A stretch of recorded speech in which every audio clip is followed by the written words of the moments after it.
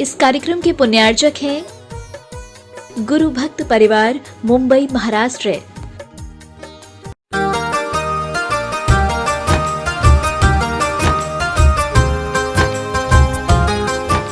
जैनम जयतु शासनम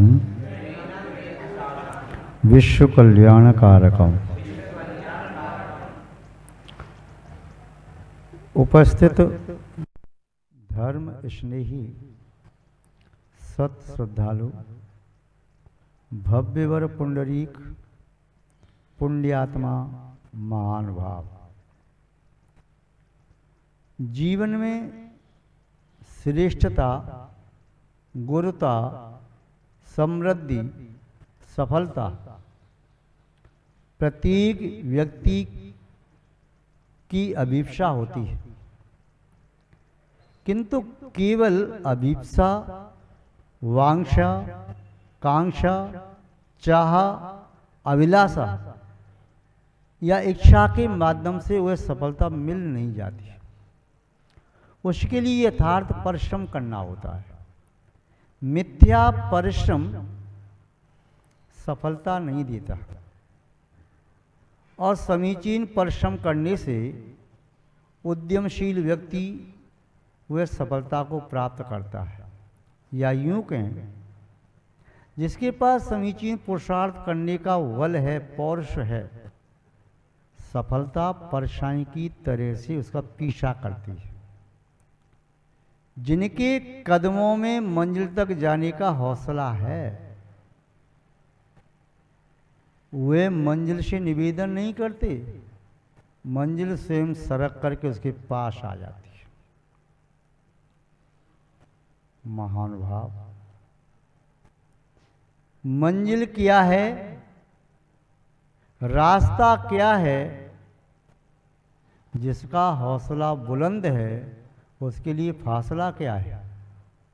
जो नामर्द है अर्थात पुरुषार्थ विहीन है, जो उद्यम करना नहीं चाहता, आलसी है, बिना परिश्रम के फल प्राप्त करना चाहता है, बिना बादलों की वृष्टि, बिना वृक्ष के फल व पुष्प जो प्राप्त करना चाहता है, वो तो दिवा स्वप्न देखता रहता है, शेख चिल्ली के स्वप्न की तरह से हाथ कुछ आता नहीं।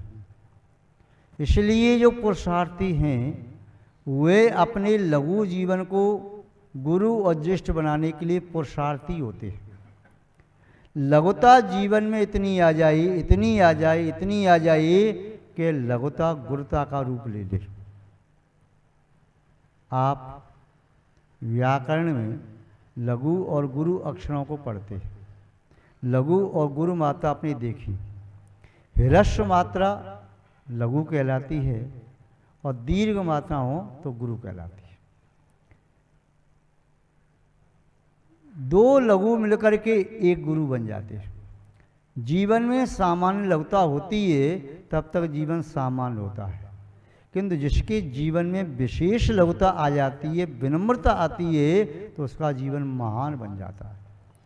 जिस वृक्ष पर निस्सीम फल लगे हों तो वह वृक्ष अपने आप झुक जाता है, और जब तक वृक्ष पर फल नहीं लगते, पुष्प भी नहीं लगे हों, पत्ते भी नहीं हों, तो वह ठूंठ झुकता नहीं, अकड़ करके खड़ा रहता है। ऐसे ही जीवन में कुछ बातें ऐसी हैं जिन्हें प्राप्त करके व्यक्ति गुरुता के शिखर को छू सकता है, जिसके जीवन में उन्नति का सर्वोच्च शिखर अनायास प्राप्त हो जाता है।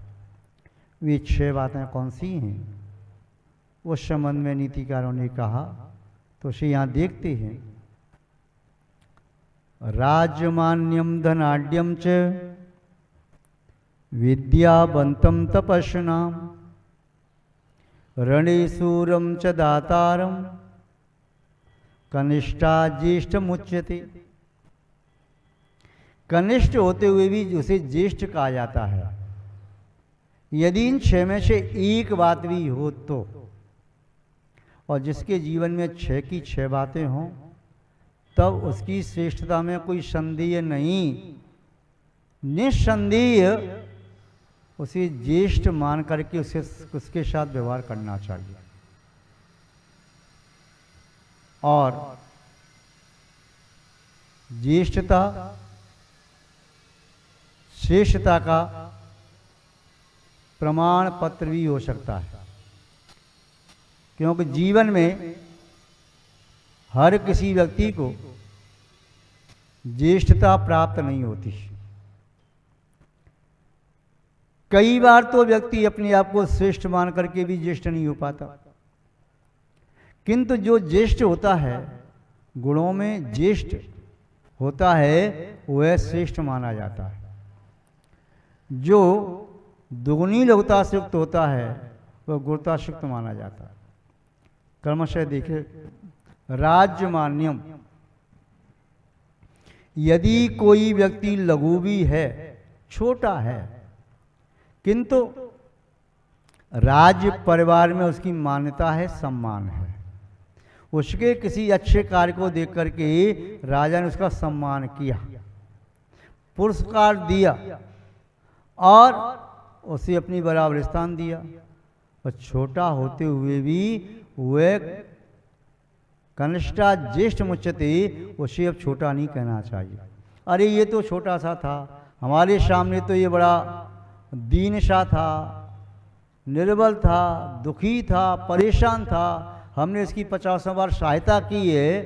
ये पुराने आलापना बंद करो, ये तुम्हारी पराजय का प्रतीक है। जो पुरानी बात को कहे तो वह हारा हुआ व्यक्ति है। हारा वही को मानिए जो कहे पुरानी बात। जीता हुआ होता है वह पुरानी बात को उखाड़ता नहीं, नया इतिहास गढ़ता है। तुमने अतीत में किसके साथ क्या भला किया, क्या बुरा किया, उसे छोड़ो। वर्तमान काल में जो तुम कर रही हो वही तुम हो, अतीत तुम नहीं। अतीत तो भूत बन गया, मर गया वह तो। अब आज ही मेरे साथ ऐसा व्यवहार कर रहा है, मेरे साथ नशा किया, छोड़ो इन सब बातों को। राजमान्य यानी जिसकी मान्यता है, जो महानुभाव है, वैभव को प्राप्त करके उन्मत्त नहीं होता, जिसमें मद नहीं आता, जो मद को उल्टा कर देता है। जिसने मद को उल्टा टांग दिया तो उसके जीवन में इंद्रिय दमन होना शुरू होता है। तो राजमान व्यक्ति चाहे लघु भी हो, छोटे कुल का भी हो, तब भी वह ज्येष्ठ है। यमपाल चांडाल चतुर्दशी के दिवस में हिंसा का त्याग किया और उसकी देवों ने आकर के पूजा की, तो वह यमपाल चांडाल होते हुए भी, वह कनिष्ठ होते हुए भी ज्येष्ठता को प्राप्त हुआ। मेढक जो भगवान महावीर स्वामी के समोषण में पूजा करने जा रहा था, किंतु राजा शनि के हाथी के पैर के तले दब करके मर गया। भक्ति की भावना से सहित था और देव बन गया। अब उसे मेढक मत कहो, वह देव बन गया, वह धर्मात्माओं में श्रेष्ठ, सम्मानीय, प्रशंसनीय हो गया। तो पहली बात कही राजमान्यम। दूसरी बात कह रही धनाढ्यम च। जिस व्यक्ति के पास अचानक धन प्राप्त हो जाए, भीख मांगने वाली भिखारी को अचानक उसके पूर्व पुण्य के उदय से कोई धन प्राप्त हो जाए, राज्य प्राप्त हो जाए, या उसके भाग्य से वह मिट्टी को भी छुए तो सोना और हीरे मोती बन जाए, या उसे और कोई विशेष उपलब्धि हो जाए, तो अब उसे भिखारी मत कहना। अब उसे उसकी बेइज्जती नहीं करना। अरे हमें मालूम है तुम कौन हो, आज कहाँ पहुँच गए, हम तुम्हें जानते हैं, ये सब कह करके अपनी औकात नहीं दिखा देना। ये कहना जो वर्तमान में है वही सही है, अतीत तो मर गया। वह क्या था क्या नहीं था, वह चाहे पहले भिखारी था, चाहे तुम्हारे पास हाथ फैला करके आया सहायता मांगने के लिए, उस समय जो था वो था। उस बात को, लकीर को मत पीटो। सर्प के निकल जाने पर लकीर को मूर्ख ही पीटते हैं, और पुरानी बात को वे ही कहते हैं जिनके पास आज कुछ कहने के लिए बचा नहीं है। जिनके पास आज कहने के लिए बचा है उनके पास पुरानी बात याद करने का समय ही नहीं है। इसलिए धनाढ्यम च धनाढ्य वह है जिसका मन उदार है। धन तो बहुत लोगों के पास होता है और मन की उदारता नहीं तो धनाढ्य नहीं। फिर भी यहाँ नीतिकार कह रहे हैं जिसके पास अचानक धन की प्राप्ति हो जाए तो फिर उसका सम्मान करना। जब तुम्हारी जेब खाली थी तब तुम दोषों को तो ठीक है अपने परिवार वालों की नज़र में खटकते थे, अपनों की नज़र में खटकते थे। जब कुछ नहीं था तो परिवार वाले आपको अपना दुश्मन समझते कि घर में खाने के लिए पड़ा है, कुछ कमाता नहीं। और जब आपके भाग्य ने आपका साथ दिया, आपने दिन रात मेहनत की और आप इतने बढ़ते गए बढ़ते गए बढ़ते गए, जो काम किया सफल होते गए और किसी बहुत बड़ी कंपनी के मालिक बन गए, तो जो आपको जानते भी नहीं हैं वह भी आपको कहते हैं वाह भाई आपने तो कमाल कर दिया, कंपनी के मालिक हो गई। घर वाले परिवार वाले रिश्तेदार तो छोड़ो, उस गांव का व्यक्ति भी होगा तो आगे कहेगा मैं आपके गांव का ही हूँ, आप भूल गए मुझे, मैं तो आपको जानता हूँ, मैंने आपको गोद में खिलाया। तो धनाढ्य व्यक्ति जब हो जाए तो वह भी प्रशंसनीय पूजनीय ज्येष्ठ होता है। साधु जीवन में पहली राजमानता का आशय है जिसके पास स्वात्म वैभव है, जो स्वाधीन है। और धनाढ्य का आशय इसके पास रत्नत्रय का धन है, महाव्रत है। अथवा निर्धनत्वम धनम येषाम, निर्धन ही जिसका धन है तो वह भी पूज्य है। आगे कह रहे हैं विद्यावंतम तपस्विनाम, जो विद्या से युक्त हैं। विद्या क्या है? विनम्रता सिखाती है तथा प्रशस्त ध्यान की ओर ले जाती है, वह सम्यक विद्या है। विद्या वह है जो वेद विज्ञान का पाठ पढ़ाती है। विद्या वह है जो हित और अहित की शिक्षा देती है। विद्या वह है जो चित्त में शांति की अनुभूति कराती है। विद्या वह है जो अपने खोए हुए वैभव को प्राप्त कराने में समर्थ है। विद्या वह है जो हमारी आत्मा की, हमारे अंतरंग शत्रुओं से रक्षा करने वाली है। विद्या वह है जो दुखों को नष्ट करने में समर्थ है। बाहर की विद्याएं, लौकिक विद्याएं सिद्ध की जाती हैं बाहर की प्राप्ति करने के लिए। उस बाहर की विद्या को प्राप्त करने वाले व्यक्ति को भी अपमानित नहीं करना, उसका भी सम्मान करना। वह विद्याओं का स्वामी हो गया, विद्या बल से वह कुछ भी कर सकता है। तो वह भी कनिष्ठ होते हुए भी ज्येष्ठ है कि जिसके पास आध्यात्मिक विद्या हों। कोई भी उपसर्ग आने पर प्राण लेवा उपसर्ग भी आ जाए तब भी घबराना नहीं, क्योंकि जो व्यक्ति उपसर्ग में समता का भाव रखते हैं उनके जीवन में नियम से उत्सर्ग होता है, उत्कर्ष जीवन बनता है। इसलिए रणेशूरा ग्रस्त के अपेक्षा से कहें तो शूरवीर है, किसी से डरता नहीं, अन्याय का साथ देता नहीं, चाहे अन्याय के साथ कितने व्यक्ति खड़े हों, और न्याय के विरुद्ध खड़ा कभी होता नहीं।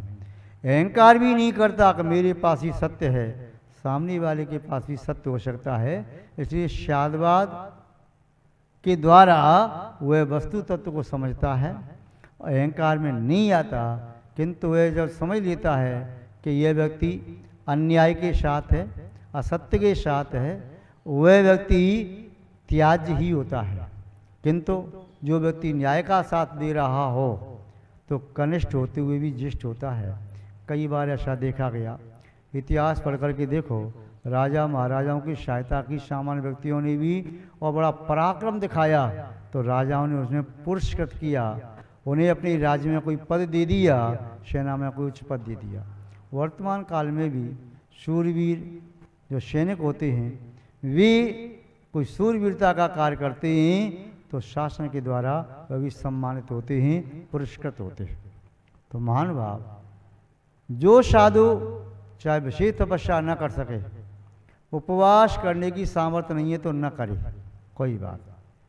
यदि रस त्याग की सामर्थ्य नहीं है तो न करे, कोई बात। यदि 2-2 घंटे 3-3 घंटे समय करने की सामर्थ्य नहीं है तो न करे, या रात्रि में जागने की सामर्थ्य नहीं, नींद लेता है, कोई बात। किंतु उपसर्ग और परिसरों से घबराए नहीं। वे जो भी परिचय हैं उनमें समता रख ले तो वह भी क्या है, निर्जरार्थम मार्ग च्यवन निर्जरार्थम परसोडव्या परिशा। मार्ग से च्युत न होते हुए निर्जरा करने के लिए समता से जो परिचय किए जाते हैं वे कल्याण के लिए होते हैं। परिचयों के माध्यम से हमारे पूर्वबद्ध कर्मों की निर्जरा शीघ्र होती है और परिचय नहीं आए, अनुकूलता बनती रहे तो उन कर्मों को हम सैकड़ों हजारों लाखों करोड़ों भाव में क्षय नहीं कर पाएंगे जितने कर्म अंतर्मूर्ति में परिचय जीतने पर क्षय हो जाते हैं। ये तो बात हम जानते ही हैं कि हम जो भी फल भोग रहे अपने कर्म का फल भोग रहे, यदि हमें कोई प्रतिकूलता हो रही तो हमारे ही पाप कर्म के उद्देश्य। उसी कक्ष में 4 व्यक्ति बैठे हैं, एक व्यक्ति को बहुत मच्छर काट रहे, दूसरे को कम, तीसरे को और कम, चौथे को काट ही नहीं रहे, अपनी अपनी पूर्व कर्म का उदय है। एक व्यक्ति को उसी वातावरण में बड़ी अनुकूलता बन रही, आनंद आ रहा है, दूसरे को उसी वातावरण में संकटता बन रही, अपने अपने कर्म का उदय। तो व्यक्ति विवेकशील जो होता है वह परिचय और उपसर्ग में क्षमता रखता है, यह उसकी वीरता है, यह उसकी धीरता है, यह उसका पराक्रम है। तो रणीसूरम रण में शूरवीर होता है, वह कनिष्ठ भी ज्येष्ठ कहा जाता है। और आगे का दातारम जो दान देने में कुशल है, जो देना जानता है, हाथ फैला नहीं जानता, जिसके पास अल्प भी है उसमें भी देने की भावना रखता है, प्रशंसनीय और ज्येष्ठ कहा जाता है। और जो हाथ फैलाता रहता है, रखा है उसे भोगता नहीं, किसी को देता नहीं, ऐसा व्यक्ति फिर आगे प्राप्त करता नहीं। इसलिए वह ज्येष्ठ होने पर भी श्रेष्ठ नहीं बन सकता, वह कनिष्ठ रहता है। जिसके पास करोड़ों की संपत्ति हो, दान न दे पाए, दूसरों के लिए धर्म के खर्च न कर पाए, तो कंजूस प्रशंसा का पात्र नहीं। और एक बुढ़िया अपने अल्प धन में से भी दान देती है तो देवों के द्वारा प्रशंसनीय होती है। और दानम पारंपरिक मुक्ति कारणम, दान परंपरा से मुक्ति का कारण है।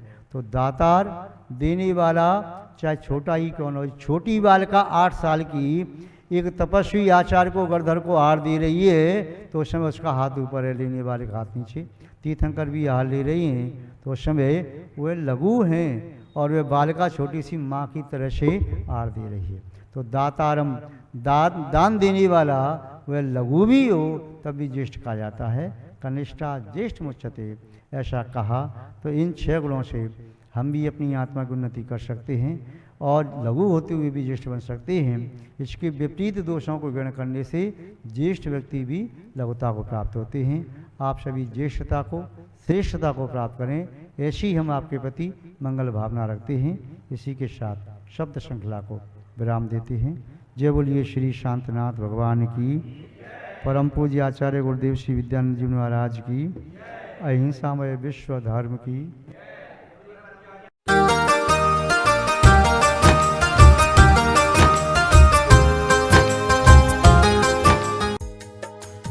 इस कार्यक्रम के पुण्यार्जक थे गुरु भक्त परिवार, मुंबई, महाराष्ट्र।